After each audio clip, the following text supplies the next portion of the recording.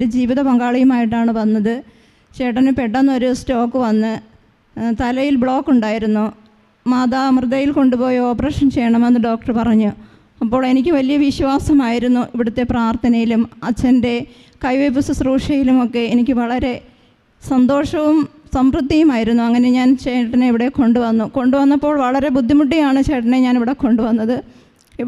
ചേട്ടനിവിടെ ഇരുന്നു ഇങ്ങനെ പ്രാർത്ഥിച്ചുകൊണ്ടിരിക്കുന്ന സമയത്ത് ഞാൻ ഉടമ്പടി എടുത്തു കഴിഞ്ഞപ്പോൾ അച്ഛൻ അവിടെ തലയിൽ കൈവച്ച് പ്രാർത്ഥിക്കുന്നത് ഞാൻ കണ്ടു. ഞാനിവിടെ ചോദിച്ചപ്പോൾ പറഞ്ഞു, ഇപ്പോൾ ആദ്യം വരുന്നവർക്ക് കാണാൻ പറ്റില്ല എന്ന് പറഞ്ഞു. പക്ഷേ എങ്കിലും ഞാൻ ഇവിടെ നിന്ന് നോക്കിയപ്പോൾ അച്ഛൻ അവിടെ കൈവയ്പ് ശുശ്രൂഷ നടത്തുന്നത് കണ്ടു. ഞാൻ പെട്ടെന്ന് ചേട്ടനെ പിടിച്ചുകൊണ്ട് പോയി അച്ഛൻ്റെ മുന്നിൽ നിർത്തി. അച്ഛൻ തലയിൽ കൈവച്ചപ്പോൾ ഞാൻ പറഞ്ഞു, അച്ഛൻ സ്ട്രോക്ക് വന്നതാണ്, ഓപ്പറേഷൻ ചെയ്യണമെന്ന് ഡോക്ടർ പറഞ്ഞു. അച്ഛൻ എൻ്റെ കവളത്തടിച്ചുകൊണ്ട് പറഞ്ഞു, ഒന്നും സംഭവിക്കില്ല, ഒരു ഓപ്പറേഷനും ചെയ്യേണ്ട,